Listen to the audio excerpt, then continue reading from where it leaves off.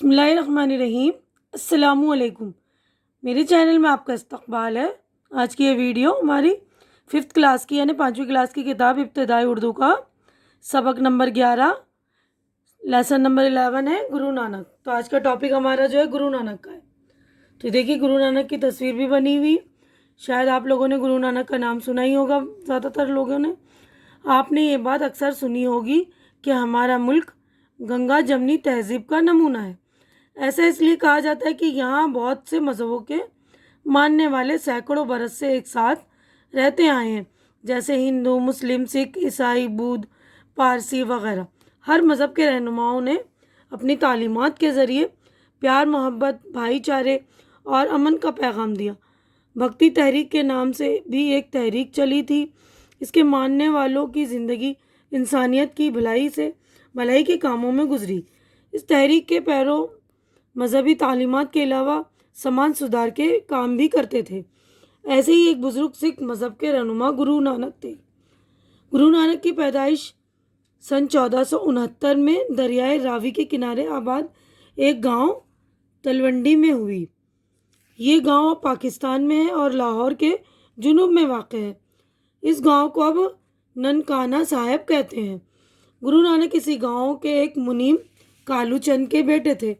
ان کے نام کے بارے میں یہ بات مشہور ہے کہ ان کی بڑی بہن کی پیدائش اپنے نانا کے گھر میں ہوئی، اس لیے انہیں نانکی یعنی نانا کی کہتے تھے۔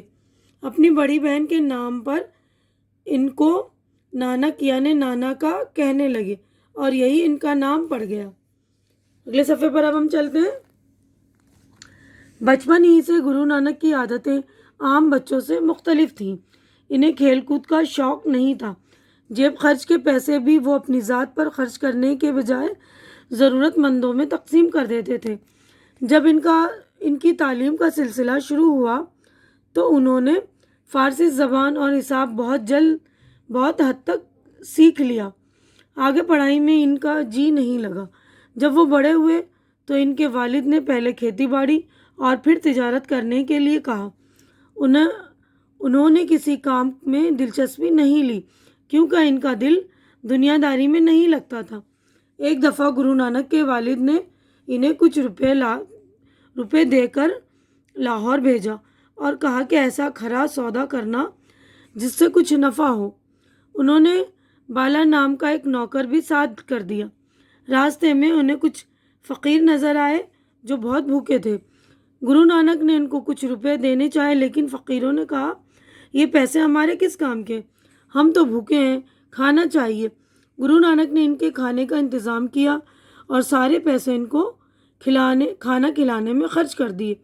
واپس آ کر والد کے ڈر سے گھر کے باہر ہی رک گئے، لیکن والد نے انہیں ڈھونڈ نکالا اور جب ان سے پوچھا کہ تجارت کی غرض سے جو روپے دیے تھے وہ کیا کیے تو گرو نانک نے سارا واقعہ بیان کر دیا اور کہا آپ نے کہا تھا کھرا سودا کرنا، بھوکوں کو کھانا کھلانے سے زیادہ کھرا سودا اور کیا ہو سکتا ہے۔ تو اب اگلے صفحے پر ہم چلتے ہیں۔ گرو نانک کے والد ان کی طرف سے بہت فکر مند تھے، اس لیے کہ گرو نانک کے بہنوئی انہیں اپنے ساتھ کپور تھلہ لے گئے اور وہاں کے گورنر لودھی خان کے دفتر میں ملازمت دلا دی۔ یہاں بھی ان کا دل کام میں نہیں لگا۔ یہ طور طریقے دیکھتے ہوئے ان کے والد نے سوچا کہ ان کی شادی کر دی جائے، شاید گھریلو ذمہ داریاں پڑنے پر وہ اس طرح روپیہ خرچ کرنا بند کر دیں۔ 2 بچے ہونے کے بعد بھی وہ غریبوں کی مدد کرتے رہے۔ آخر کار انہوں نے گھر بار چھوڑ کر فقیری اختیار کر لی۔ یہ بات ان کے دل پر نقش ہو گئی کہ دنیا اور یہاں کی ہر شے فانی ہے۔ نقش ہو گئی یعنی دل میں بیٹھ گئی، یہ بات دل میں جو ہے بیٹھ ہو گئی یعنی اثر کر گئی ایک دم، کہ یہاں دنیا کی ہر شے فانی ہے نا، فنا ہونے والی، مٹنے والی، اس کا پیدا کرنے والا ہی ہمیشہ باقی رہے گا۔ اس لیے خدا سے محبت کی جائے اور اس کا قرب حاصل کیا جائے نا، اللہ کے قریب پہنچا جائے۔ ان کے والد نے انہیں سمجھانے کے لیے جس مسلمان گویے اور وفادار خادم مردانہ کو بھیجا وہ بھی ان کا چیلا بن گیا۔ اب گرو نانک اپنے پرانے خادموں کے ساتھ لوگوں کو نصیحت کرتے کہ ذات پات کی بنا پر انسانوں کے بیچ کوئی فرق نہیں ہونا چاہیے۔ گرو نانک نے اس بات پر زور دیا کہ ان کے ماننے والے مشترکہ رسوئی یعنی لنگر میں کھانا کھائیں. مشترکہ یعنی ملی جلی، ملا کر، سب مل کر کھائیں. تو یہ جو لنگر ہوتا ہے نا سکھوں کا، تو یہ مشترکہ رسوئی کا نتیجہ ہے. مشترکہ رسوئی یعنی لنگر میں کھانا کھائیں، جہاں کوئی بھی ذات پات اور مذہب کے بھید بھاؤ کے بغیر کھانا کھا سکتا ہے. ان کا کہنا تھا کہ انسانوں کا آپسی رشتہ محبت ہی پر قائم ہے. انہوں نے عورتوں کو برابری کے حقوق دینے کی بات کہی. جب ان کے ماننے والے جمع ہوتے تو عورتیں بھی ان کے ساتھ ہوتی. رفتہ رفتہ ان کی یہ تعلیمات ایک مذہب کی شکل اختیار کر گئی، جس کے ماننے والے سکھ کہلائے. گرو نانک نے کئی ملکوں کا سفر کیا، آخر میں کرتارپور میں آباد ہو گئے، جسے آج کل ڈیرا نانک صاحب کہتے ہیں. 1538 میں ان کا انتقال ہوا. ان کی تعلیمات گرو گرنتھ صاحب میں جمع ہے. یہی سکھوں کی مقدس کتاب ہے. مقدس یعنی پاک کتاب ہے. ان کا یوم پیدائش گرو پرب کی شکل میں دھوم دھام سے منایا جاتا ہے. ٹھیک ہے، تو یہاں پر ہمارا چیپٹر ہو گیا مکمل. تو آپ کو سمجھ میں آ گیا ہوگا، بہت ایزی چیپٹر ہے. گرو نانک کے بارے میں بتایا گیا ہے کہ کس طرح وہ جو ان کو دنیا داری سے بالکل محبت نہیں تھی، وہ بالکل اچھائی کے راستے پہ چلنا چاہ رہے تھے نا، اور اللہ مطلب خدا سے لو لگانا چاہ رہے تھے کہ یہ ان کو کیا تھا، ان کے دماغ میں ایک بات بیٹھ گئی تھی، ان کے دل میں یہ بات بیٹھ گئی کہ دنیا اور یہاں کی ہر چیز جو ہے فانی ہے، مٹنے والی، صرف اللہ ہی ہمیشہ باقی رہے گا، یعنی اس کا پیدا کرنے والا ہمیشہ باقی رہے گا. تو ہم نیکسٹ صفحے پر چلتے ہیں. دیکھیے، تو یہاں پر ہماری ہو گئی ہے مشق اسٹارٹ. تو یہاں پر دیکھیے مشق ہو گئی اسٹارٹ. یہاں دیکھیے الفاظ، لفظ اور معنی. تو یہاں پر یہ الفاظ ہیں اور یہ ہے میننگ، یعنی الفاظ کے معنی ہیں. میں پڑھ رہی ہوں، آپ لوگ اس کو سن کر اچھی طرح یاد کر لیں گے. گنگا جمنی، ملی جلی. تحریک، کسی خاص مقصد کے تحت چلائی گئی مہم، آندولن. آندولن کہتے ہیں نا تحریک کو.